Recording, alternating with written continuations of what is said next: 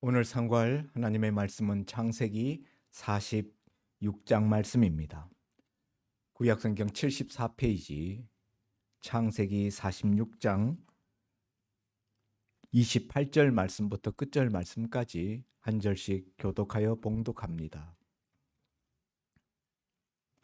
야곱이 유다를 요셉에게 미리 보내어 자기를 고센으로 인도하게 하고 다 고센 땅에 이르니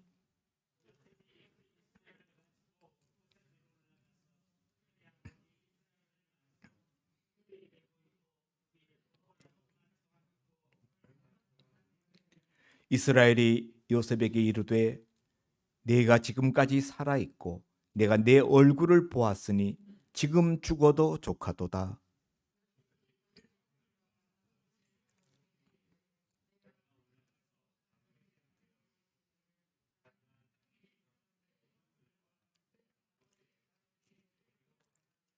그들은 목자들이라 목축하는 사람들이므로 그들의 양과 소와 모든 소유를 끌고 왔나이다 하리니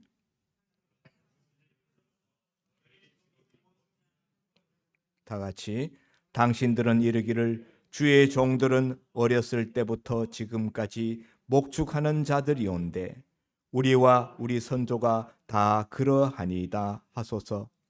애굽 사람은 다 목축을 가증히 여기나니 당신들이 고센 땅에 살게 되리라. 아멘. 참 좋은 계절이 되었습니다. 오늘 본문의 말씀을 가지고 나눌 은혜의 제목은 고센 땅 디자이너 요셉이라는 제목입니다.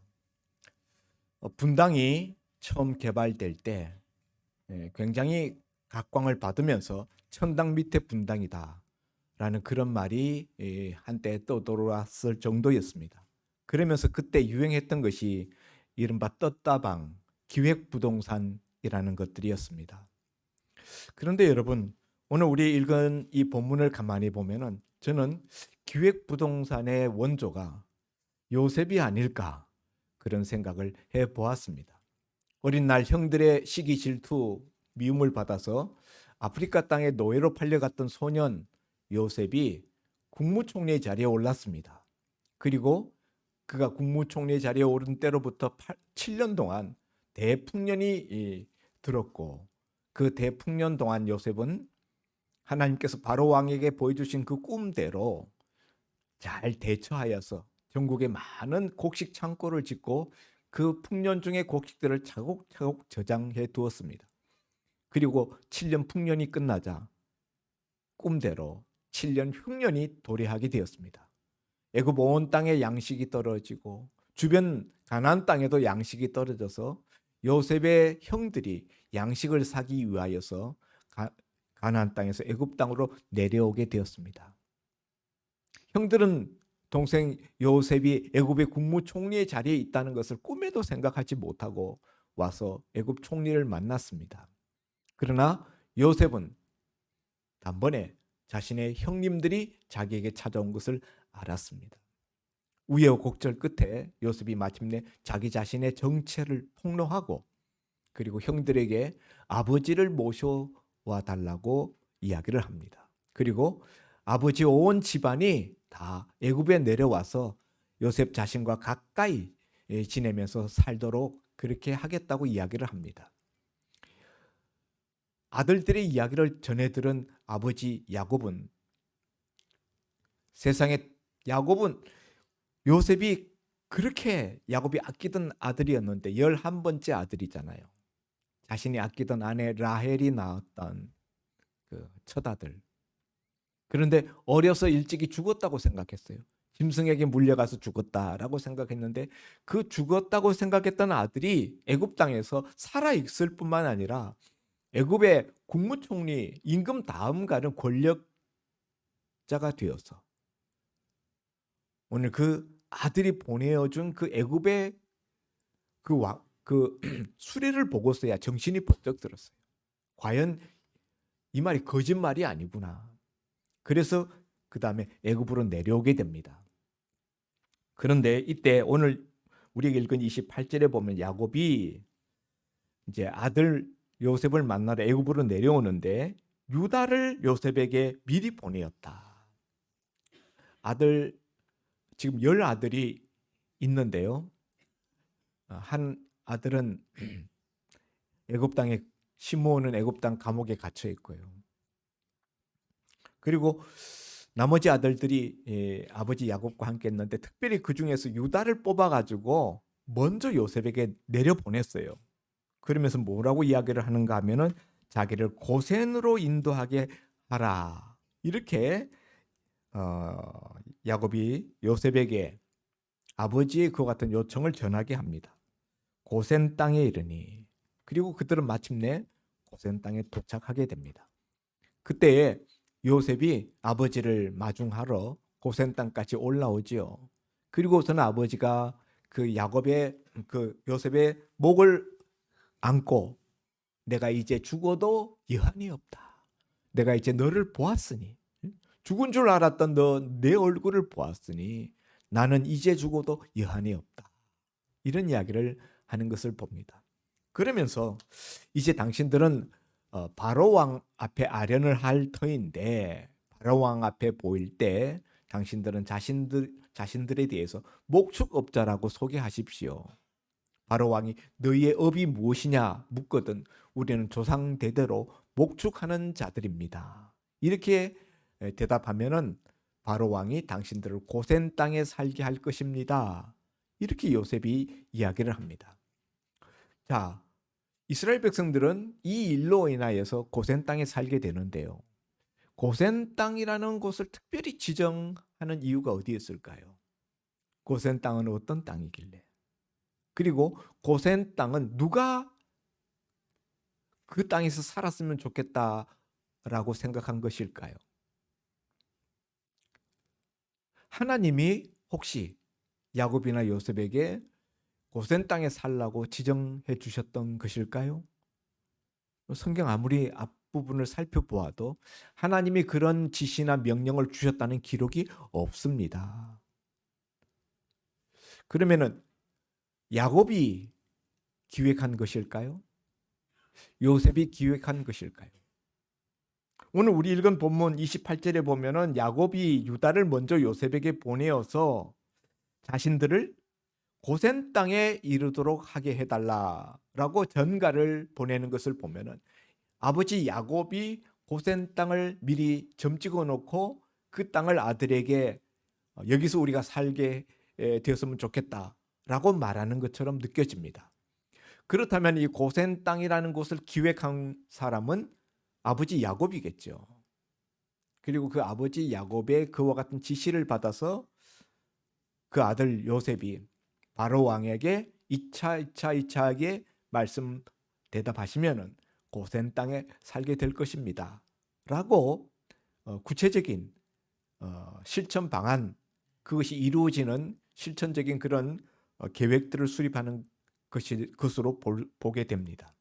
그런데 여러분, 사실은 아버지 야곱이 이 고센 땅을 이야기하기 전에 요셉이 그 형들에게 아버지를 모시고 내려오십시오 라는 이야기를 할 때 45장에 가서 보면은 45장 10절 한번 보겠습니다. 45장 9절부터 볼까요?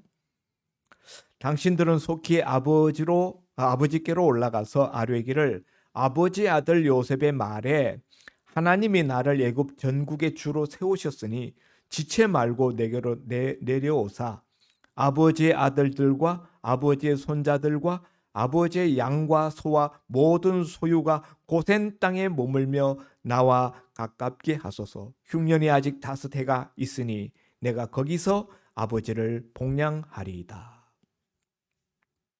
지금 요셉이 자기 형님들을 아버지에게로 돌려보내면서 아버지 모시고 내려오라라는 이야기를 할 때 고센 땅에 머물러서 나와 거리가 가깝게 하십시오.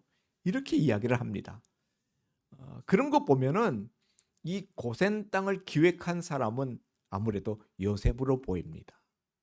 요셉이 먼저 그 형님들에게 아버지를 모시고 고센 땅에 내려오십시오 라는 이야기를 전했고 오늘 우리가 읽은 이 46장 28절에서 그 이야기를 들은 아버지 야곱은 다시 유다를 먼저 요셉에게 보내어서 우리는 고센 땅에 머물고 싶다. 그래 우리가 고센 땅에서 기다릴 터이니 거기서 만나자. 이렇게 유다를 보내서 다시 이 고센을 특별하게 이렇게 지목하고 있는 것을 우리가 확인하게 되고, 그리고 마침내 요셉이 그 고센 땅에 살도록 바로 왕 앞에 나가서 이렇게 말씀드리십시오. 그러면은 고센 땅에 살게 될 것입니다. 이렇게 이제 스토리가 진행되는 것을 보게 됩니다. 자, 그러면은 이 고센 땅은 하나님이 지정하시고 명령하신 땅은 아닌데, 그런 명령 없었는데 요셉이 이 고센 땅에 살았으면 좋겠다. 자기 형님 형제들이 아버지가 고센 땅에 머물기를 요셉이 디자인했다. 요셉이 기획했다라고 보아집니다. 이런 점에서 고센 땅 최초 기획자는 애굽의 총리로 있었던 요셉이었다. 그런데 여러분, 왜 하필이면은 이 고센 땅을 지목해서 거기에 형제들과 아버지가 살게 했을까요? 자기가 요셉이 지금 사는 데는 어디입니까? 고센입니까? 요셉이 사는 데는 지금 고센이 아니에요.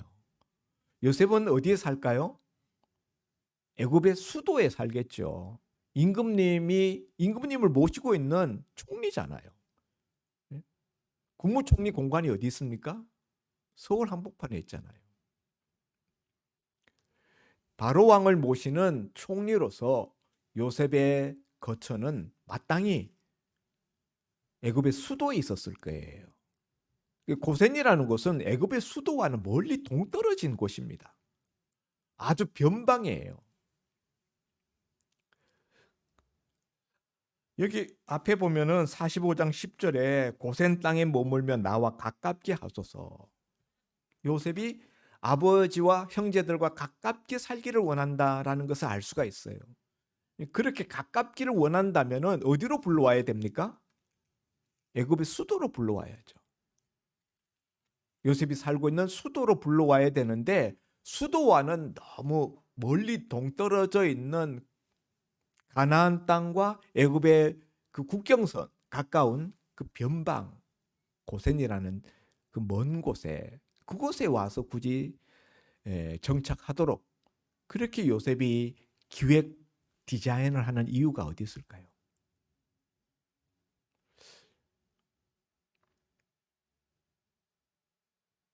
뭐 처갓집은 멀수록 좋다라는 그런 말처럼 떨거지 식구들은 멀리서 사는 게 좋다. 그래서 그렇게 한 것일까요? 형님들에 대한 원한, 어려서 자기를 미워하고 괄시하고 자기를 팔아버리고 그랬던 형님들에 대한 앙금이 아직 남아있는 것일까요? 전혀 그런 게 아니죠. 얼마나 보고 싶었겠어요. 뭐 형님들에 대해서는 감정이 남아있을 수 있다 하더라도 아버지는 얼마나 보고 싶었겠어요. 그런데 그 형님과 그 아버지, 그들을 전부 고센 땅에 살게 했다. 여러분, 인생의 행복은 가까운 사람과 가까운 곳에서 같이 사는 거예요. 그 결정판이 부부가 되는 것입니다. 서로 좋아하다가 사랑하고, 그래서 우리 이제 서로 다른 집에서 살지 말고 한 집에서 같이 살자. 그렇게 해서 같이 사는 것이 부부인 것이죠. 저는 결혼하고 난 다음에 우리 집사람이 잘 결정한 것 중에 하나는 자기 친언니인 이정삼 권사님을 바로 우리 아파트 길 건너면 바로 앞에 있는 옆 아파트에 와서 살게 한 거라고 생각합니다. 맨날 왔다 갔다 같이 하고 맨날 시장 보러 같이 다니고, 예. 외롭지 않고 얼마나 좋은지 몰라요. 맨날 말동무가 되고 그야말로 친구죠. 친구. 그런 친구가 없어요. 요셉이 그 아버지가 애굽 땅에 내려왔을 때 정말 가까이 그 아버지를 얼마나 보고 싶어 했던 그 아버지입니까? 정말 가까이 지근 거리에 두고 근데 매일같이 아버지를 보고 지냈으면 얼마나 좋을까요? 그런 그 혈육의 정이 요셉에게 없었을까요? 있었죠. 넘치도록 있었죠. 그럼에도 불구하고 그 혈육의 정을 억누르고 그 뚝 떨어져 있는 변방, 우리식으로 이야기할 것 같으면 저 신의주 같은데, 자기는 서울에 사는데 변방 국경선 가까운 신의주 같은 곳에는 그런 위치입니다. 그런 곳에 아버지와 그 형님 집안의 온 식솔들이 거기 머물도록 기획하고 디자인했다. 요셉은 애굽의 최고 권력자입니다. 임금 다음에 권력을 가지고 있는 사람입니다.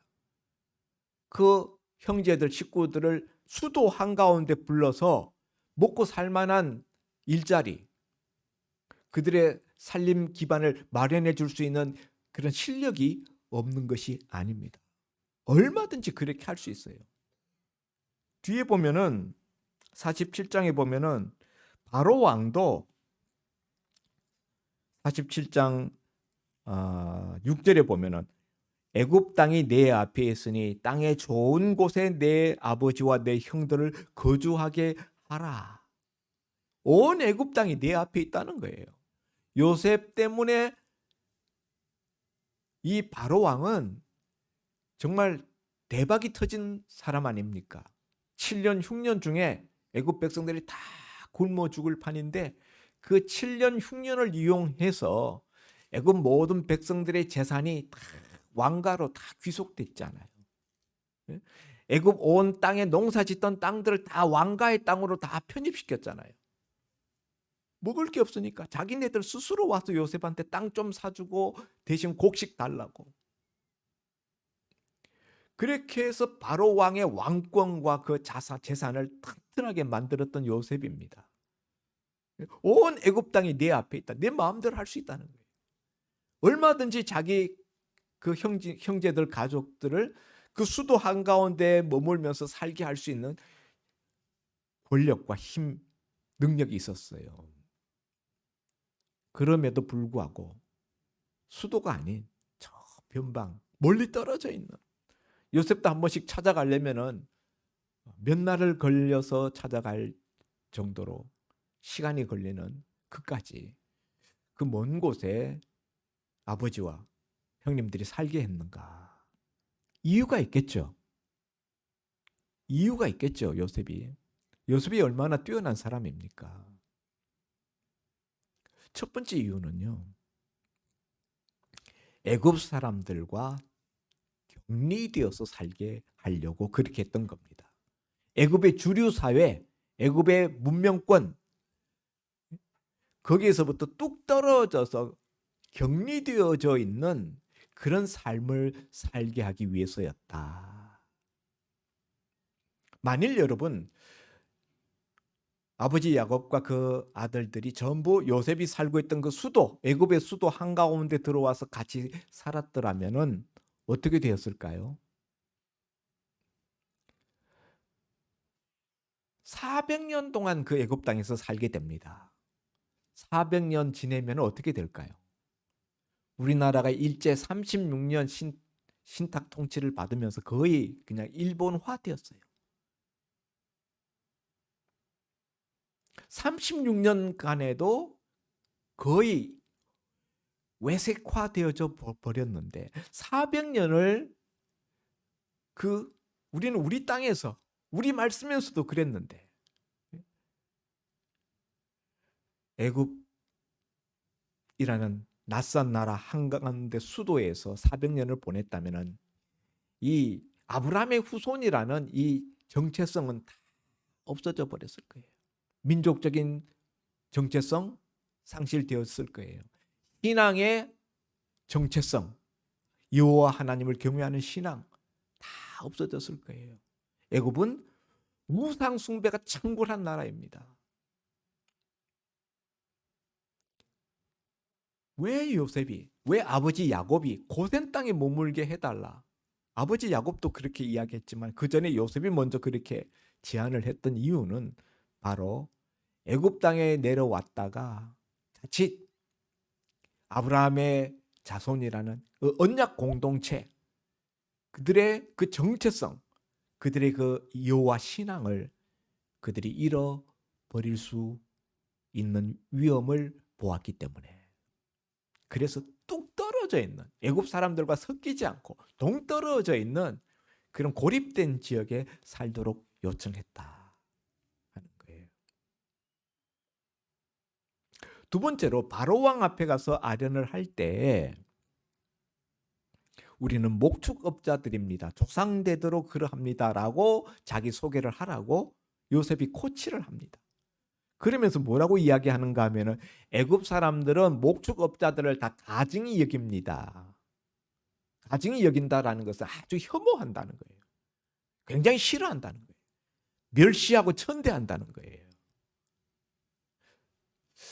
여러분, 목축업자는 그 당시에 목축업자는 오늘날 같지 않고 양떼나 소떼를 이끌고 계속 풀밭을 찾아 돌아다니는 직업이에요.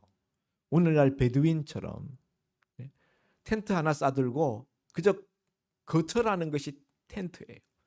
그거 싸들고 어디 좋은 목초지가 있다 그러면 거길 따라다니는 거예요. 오늘 무슨 양봉업자들이 아카시아 꿀 따라다니는 것처럼 그렇게 목초지를 따라다니는 거예요. 그러니까 고정된 주택이 없어요. 늘 이동형 텐트 생활을 하는 겁니다. 그런 유랑 생활을 하는 목축업자들에게는 문명이라는 게 생길 수가 없어요. 집을 짓고 도시를 만들고 정착 생활을 해야 거기서 문명이 발달하는 거거든요. 그래서 농경민들은, 애굽 사람들은 농사를 지으면서 고정된 건물을 건축하고 고착된 생활을 하던 사람들 아닙니까? 이런 농경민들은 유목민들, 목축업자들을 아주 이렇게 내려다봤어요. 천한 사람들, 야만인. 특히 그 애굽 사람들은 뭐 황소라든가 또 염소라든가 이런 그 동물들을 신으로 섬겼거든요. 아피스 신. 그 동물을 신으로 섬기는 애굽 사람들이 볼 때 이 목축업자들은 자기들이 신으로 섬기는 그 짐승들을 함부로 죽이고 거칠게 다루잖아요. 그래서 아주 경멸하고 멸시했어요. 근데 요셉은 자기 형님들 가족, 아버지의 그 식솔들을 애굽 사람들이 멸시하고 천대하는, 가증히 여기는 목축업자로 소개하라고 코치를 한다는 거예요. 만일 여러분의 형제가 출세해가지고 여러분을 초청했어요. 도와주겠다고 그랬는데 자기 밑에 자기가 큰 기업체를 경영하는데 거기 와서 일하라고 하면서 그 중에서 사람들이 제일 싫어하고 꺼리고 그런 그 말단, 쓰레기 치우는 일과 같은 그런 일을 시킨다면은, 그래서 그런 사람들에게 천히 여기는 대접을 받게 한다면은, 여러분의 형제가 그렇게 여러분을 만든다면 여러분 감정이 어떻겠어요?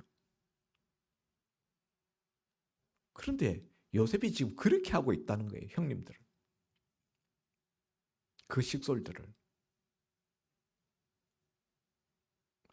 왜 그렇게 할까요?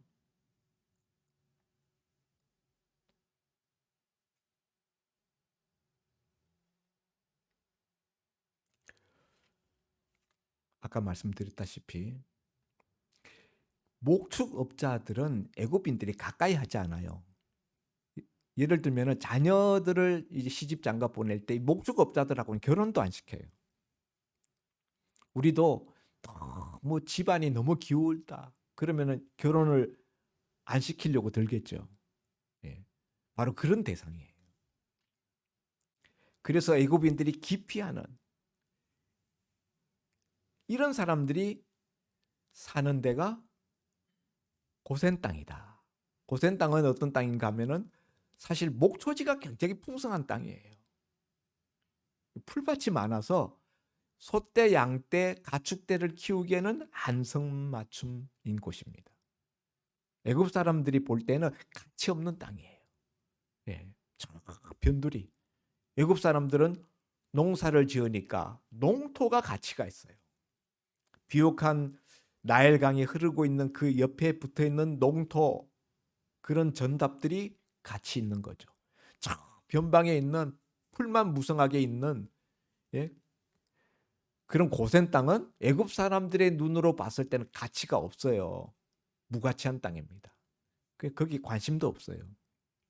그런데 요셉이 볼 때, 야곱이 볼 때, 목축업자의 눈으로 볼 때는 그야말로 기름진 땅인 거예요. 가축들을 키우기에는 안성맞춤인 곳이다. 그래서 그 고센 땅을 지목합니다. 그리고 그 고센 땅으로 내려올 때 자기들이 가나안 땅에서 기르던 짐승떼를 다 거느리고 와요. 나중에 바로 왕 앞에 아련하러 갈 때 우리들은 목축업자로서 우리가 키우던 짐승떼를 다 거느리고 왔습니다. 이런 이야기를 해요. 그런 이야기를 하는 이유는 바로 왕에게 혹시 요셉의 가족들이 애굽에 내려와서 그들의 어떤 부양에 대한 경제적인 부담 같은 것이 있지 않을까라는 염려를 해소시키기 위해서 이야기하는 거예요. 그거 안 거느리고 내려와도 요셉이 다 그들의 먹거리 문제를, 생활 문제를 해결해 줄 수 있는 권력을 가지고 있었지만 요셉이 짐승떼 다 거느리고 내려오게 하죠. 그리고 고센 땅에 지정해서 살도록 그렇게 요셉이 인도를 합니다. 바로 왕에게 또 애굽 사람들에게 자기 식솔들로 인한 괜한 경제적인 부양 부담을 주고 싶지 않았던 것입니다. 그래서 그들에게는 가치도 없고 관심도 없는 그 변방에 있는 고센 땅에 정착해서 살게 해달라. 사실 이들에게는, 이 목축업자들에게는 정말 좋은 땅이거든요. 이런 의도가 있었죠. 세 번째는 이 땅은 가나안 땅에서 애굽으로 들어올 때 길목이에요. 가나안 땅과 애굽 사이에 그 국경 지대가 가까운, 국경에 근접해 있는 땅이 고센 땅입니다. 무슨 이야기인가 하면은 여차직 할 때에 가나안 땅으로 복귀가 용이한 곳이다. 가장 큰 이유죠. 예. 요셉이 이 땅을 디자인한, 이 땅을, 고센 땅을 기획한 가장 큰 이유, 창세기 15장 14절에 조상 아브라함에게 하나님이 언약을 주실 때 내 자손이 이방 땅에서 객이 되어서 400년 동안 그들을 섬기겠고 그들에게 괴롭힘을 당하다가 4대 만에 이 땅으로 복귀한다. 그게 하나님의 언약이에요. 하나님의 약속이에요. 그 언약을 아버지 야곱으로부터 들었고 그 언약을 그대로 이루어지리라고 믿었던 요셉은 가나안 땅으로 하나님이 마침내 그 후손 이스라엘 자손들을 돌이키실 때에 복귀가 용이하려면은 가나안 땅에 가까운 지역에 근접해서 살아야 됐다는 거죠. 애굽 수도 한가운데 들어와서 살면 어떻게 될까요? 복귀할 수 없어요. 하나님이 가라, 빠져나가라 그래도 못 나갑니다. 출애굽기 12장 37절에 보면 이스라엘 백성들이 실제로 이집트를 탈출해 나가는 장면이 기록되어 있는데 그들이 람셋에서 출발하였다라고 되어 있는데 람셋이 어디냐 하면은 고센 땅의, 고센이라는 것은 넓은 지역을 가리키는 것이고요. 그 중에 대표적인 그 도시, 마을이 바로 람셋이에요. 고센의 대표적인 지명입니다. 그래서 결국은 고센 땅에서 400년 동안 살다가 고센 땅의 대표적인 지역인 람셋에서 출발해서 가나안 땅으로 올라가는 이스라엘 백성들의 모습이 그려져 있다는 거죠. 가장 가나안 땅 복귀가 용이한 곳, 하나님의 언약을 집행하기에 가장 적당한 지역, 그곳을 요셉은 지정하여서 여기에 살아야 된다. 그래서 거기에 살 수 있도록 괜히 자기 형제들을 바로 왕 앞에 목축업자라고 소개하게 만드는 것입니다. 그래야만 애굽 사람들이 멀리하는 그 고센 땅에 살겠기에. 바로 왕이 좋은 땅 다 준다 그런데 불구하고 고센 땅이면 좋겠다고 하니까 그래 그러면 고센 땅에 살아라. 허락해줘요.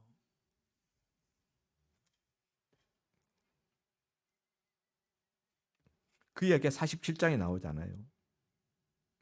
47장 4절에 보면 그들이 또 바로에게 고하되 가나안 땅에 기근이 심하여 종들의 양떼를 칠 곳이 없기로 종들이 이곳에 거류하려고 왔사오니 원하건대 종들로 고센 땅에 살게 하소서. 그러니 바로가 요셉에게 말하기를 온 애굽 땅이 내 앞에 있으니 땅의 좋은 곳에 내 아버지와 내 형들이 거주하게 하되 그들이 고센 땅에 거주하고 그들 중에 능력 있는 자가 있거든 그들로 내 가축을 관리하게 하라. 온 땅 어디든지 너희가 가고자 하는데 갈 수 있다. 내가 주겠다. 그런데 너희가 고센 땅을 원하니 그러면 고센 땅에 너희가 살도록 허락하마. 이렇게 이야기하는 거예요. 여러분 요셉과 그 아버지 야곱이 바로 왕에게 고센 땅을 달라고 요청하는 것에 대해서 하나님은 어떤 기분이셨을까요? 하나님 기뻐하셨을까요? 이들이 하나님 명령을 듣지 않고 자기 임의대로 고센 땅에 살기를 원하고 그것을 요청했습니다. 하나님은 이런 요셉의 이 기획에 대하여서 넌 내 생각하고 다르다. 너 왜 그렇게 하냐? 혹시 그러지는 않았을까요? 만일 그랬다면 그들이 고센 땅에 살지 못했을 거예요. 사실 바로 왕이 이 고센 땅을 살도록 허락한다는 것은 쉬운 일이 아닙니다. 그곳은 가나안 땅과의 접경지이고 국경선에 가까운 곳이라 그랬잖아요. 이 고센 땅 바로 위에 올라가면은 그 해안 가나안 땅으로 올라가는 그 해안길에 애굽의 그 군대들이 주둔하는 주둔 뭐 숙소라고 그래야 되나요? 진지들이 있었어요. 늘 보면은 그 애굽하고 메소포타미아 문명 바벨로니아라든가 페르시아라든가 바벨론 유프라테스 강변에 있는 그 나라들하고 항상 이 패권 경쟁이 있어서 그 길목이 가나안 땅이거든요. 그래서 그런 국경 요지에 가까운 지역의 자국민도 아닌 이민족을 거기에 포진시킨다 하는 것이 바로의 입장에서는 사실 쉬운 결정은 아닙니다. 그럼에도 불구하고 바로 왕이 이것을 허락해 줬다라는 것은 하나님이 그렇게 되도록 하나님께서 만드신 거죠. 하나님이 기뻐하셨기 때문입니다. 우리는 여기서 뭘 봅니까? 첫째는 요셉의 지혜, 그리고 두 번째는 요셉의 믿음을 봅니다. 하나님의 언약이 현실화될 때 그것을 가장 적당하게 현실화시킬 수 있는 그 전략적인 그 위치, 그것을 고센 땅으로 딱 보는 지혜가 있었고 그것을 실천할 수 있도록 그 고센 땅에 들어가 살도록 목축업자로 자신들을 가족들을 소개하는, 어떻게 보면 세상적으로 멸시천대 받는 것인데도 불구하고 그렇게 자처하는 요셉의 믿음을 우리가 보는 거죠. 사랑하는 성도 여러분, 오늘 여러분은 어디에 살고 있습니까? 평택에 살고 계십니까? 예. 어디에서 살기를 원하십니까? 평택에 살고 있지만 평택에 살고 싶어 하지 않는 분들도 많더라고요. 전에 교회 개척 때 보니까 우리 교회 성도님 한 분이 아이가 중학교 들어갈 때 되니까 수원으로 이사를 가시더라고요.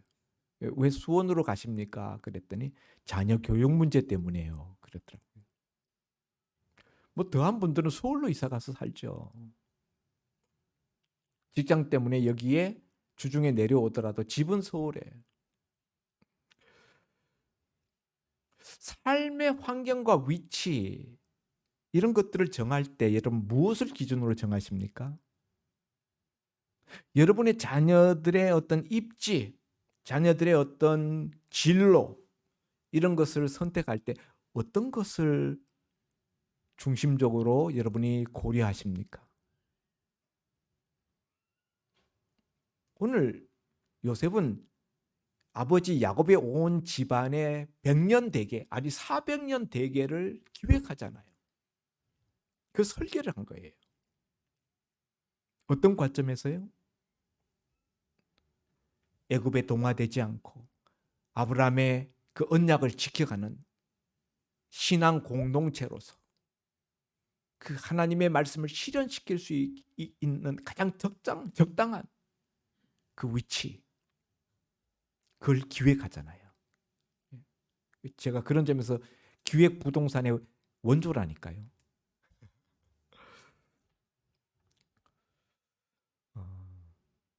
나는 지금 고센에 살고 있는가? 우리들의 고센은 어디일까요? 오늘날의 고센은 어디일까요? 지금 지리적인 고센 땅은 없습니다. 오늘 우리에게는 영적인 고센 땅이 있을 뿐입니다. 우리가 살아야 되는 영적인 고센 땅. 하나님은 요셉이 그 자손들, 그 아버지 온 집안이 고센 땅에 살도록 기획하는 것을 기뻐하셨어요. 고센 땅에 사는 걸 하나님은 기뻐하셨습니다. 그 하나님은 오늘날도 우리가 고센 땅에 살기를 원하시고 우리가 고센 땅에 산다면 하나님 그걸 기뻐하셔요. 그럼 우리가 살아야 될 고센 땅은 어디입니까? 짐작하시죠?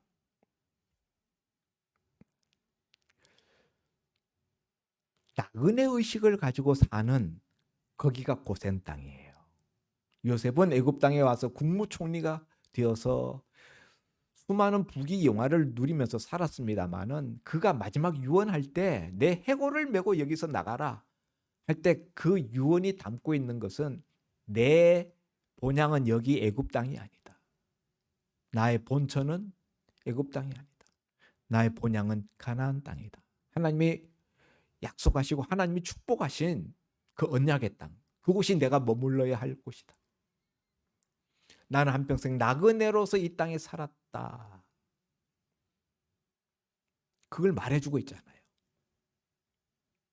사람 누구나 고향에 묻히기를 원합니다. 요셉이 누렸던 부귀영화의 그 본산인 이 애굽 땅은 요셉의 본향이 아니라는 거죠. 가나안 땅에 내 해골을 메고 가겠다 하라. 앞에 보면은 뒤에 보면은 요셉이 자기 아버지 야곱을 바로 왕 앞에 소개하고 아련시키는 장면이 나옵니다. 거기에 보면은 9절에 보면은 47장 9절에 야곱이 바로에게 아뢰되 내 나그네 길의 세월이 130년이니이다. 여기 이렇게 뭐라고 하는가 하면은 나그네 길이라 그래요. 내 나이가 얼마 못 되나 우리 조상의 나그네 길의 연조에 미치지 못하나. 여기 조상들도 나그네 길이었다. 아브라함과 이삭과 야곱 자신까지 포함해서 우리는 다 나그네 길이다. 이렇게 이야기해요. 그리고 요셉도 나그네 길을 살았던 거죠. 나그네 의식을 가지고 그 애굽 땅에서 거류민으로 그 땅 자기 고향이 아니라 본처가 아니라 거류민으로 이방인으로 나그네로서 나그네 의식을 가지고 살아가는 그곳이 어디든지 다 고센 땅이다. 신앙을 인하여서 주변 사람들에게 세상 사람들에게 거룩한 왕따 취급을 받으면서 믿음 때문에 핍박받고 미운털 박혀서 사는 바로 그 사람이 고센 땅에 사는 사람이다. 이 땅을 나의 본향으로 여기지 아니하고 더 나은 본향 하나님 나라를 본향으로 삼고 이 세상을 나그네로 살아가는 그가 바로 고센 땅에 사는 사람이다 할 것입니다. 유대인 속담에 이 세상은 다리와 같다. 지혜로운 사람은 그 위에 집을 짓지 않는다. 다만 건너갈 뿐이다. 지나갈 뿐이다. 이 세상은 뭐와 같다고요? 다리. 우리 또 오면서 다리 몇 개 건너고 왔을 수 있어요. 그 다리는 그냥 건너가는 거예요. 그 다리 위에 집을 짓지는 않습니다. 무슨 말입니까? 이 세상은 나그네 길이라는 거죠. 이것이 고센 땅을 기획했던 요셉의 지혜요, 요셉의 믿음이었습니다. 여러분, 그렇다고 해서 이 나그네 의식을 가지고 산다는 것이 세상을 불성실하게 그렇게 살아가는 것을 말하는 건 아니에요. 요셉은 누구보다도 철저한 나그네 의식을 가지고 살았지만은 그는 열심히 살았어요. 성실하게 살았어요. 치열하게 살았습니다. 다만 거기 집착하지 않았고 거기에 마음을 두지 않았다는 것입니다. 사랑하는 성도 여러분, 하나님은 오늘 저와 여러분이 고센 땅에 살기를 원하십니다. 영적인 고센 땅에. 그리고 여러분뿐만 아니라 여러분의 자녀들도 고센 땅에 살기를 원하십니다. 부모된 여러분들은 여러분의 자손 100년 대계를 이 고센 땅에 살도록 디자인하시고 기획하시는 그런 부모님들이 될 수 있기를 주의 이름으로 축원드립니다. 기도합니다. 하나님 아버지, 고센 땅 디자이너 요셉에 대한 이야기를 들었습니다. 그는 자신 이후에 100년 대계, 400년 대계를 내다보면서 그 후손들이 어디에 살아야 할 것인가를 고민했고 하나님의 약속의 말씀을 따라서 가장 가나안 복귀가 용이한 국경선 가까운 고센 땅에 그 아버지의 온 가족들이 정착해 살도록 그들을 인도했고 리드했습니다.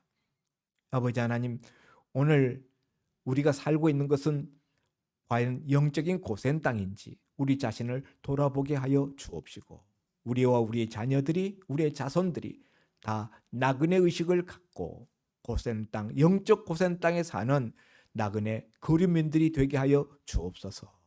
그리하여서 영원한 하늘 본향에 들어가는 그날을 날마다 소망하며 손꼽아 기다리면서 살아가는 소망의 사람, 믿음의 사람들 다 되게 하여 주옵소서.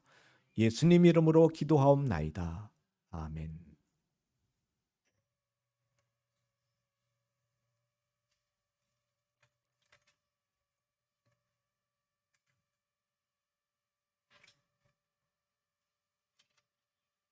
말씀 감사합니다. 찬송가 246장 부르며 봉헌하게 드린 홍보배 여행 목사님 기도해 주시기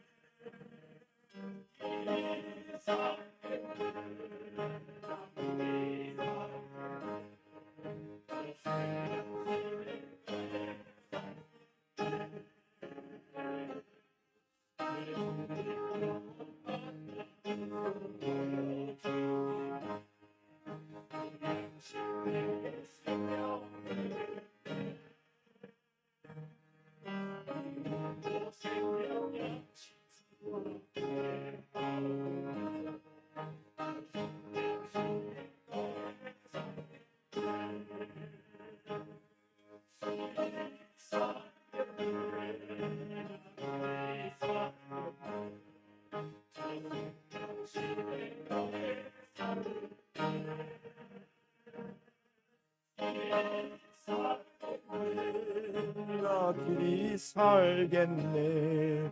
저 생명 시냇가에 살겠네.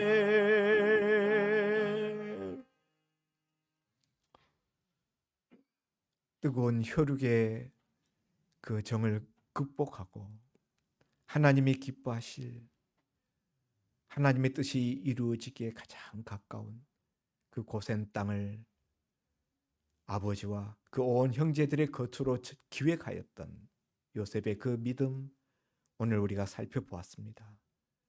오늘 우리도 그렇게 하나님의 마음을 늘 생각하고 하나님의 뜻을 늘 마음 중심에 둘 수 있는 종들 되게 하시니 감사합니다.